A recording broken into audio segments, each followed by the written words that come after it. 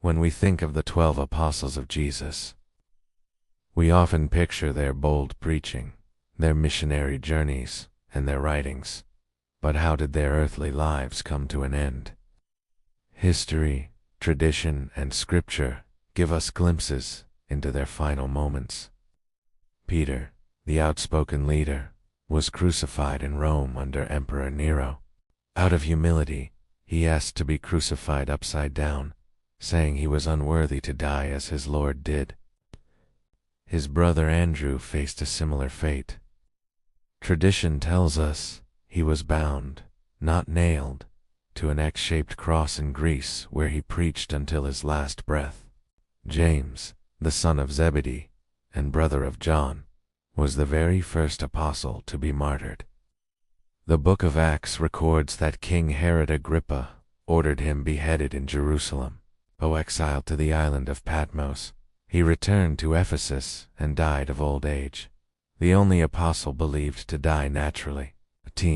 Philip was martyred in Asia Minor, likely in Hierapolis. Counts differ, but most agree he was either crucified or stoned for his bold preaching.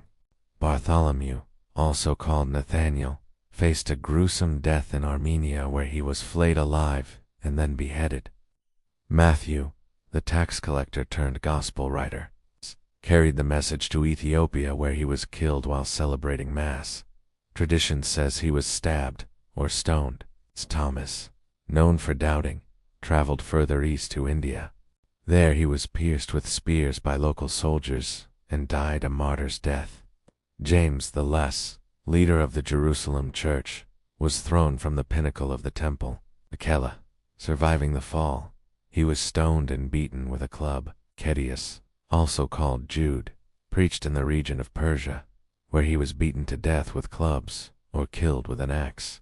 Simon the Zealot also ministered in Persia. Some say he was crucified, others say he was sawn in half. And finally, Matthias, who replaced Judas Iscariot, met his end in Jerusalem. He was stoned and then beheaded for his faith. Judas himself, overcome with guilt after betraying Jesus, took his own life, a tragic end to a man once called to walk with Christ. In the end, nearly all of the apostles sealed their testimony with their blood. Their willingness to suffer and die is a powerful witness that they truly believed Jesus rose from the dead. For who would willingly die for a lie?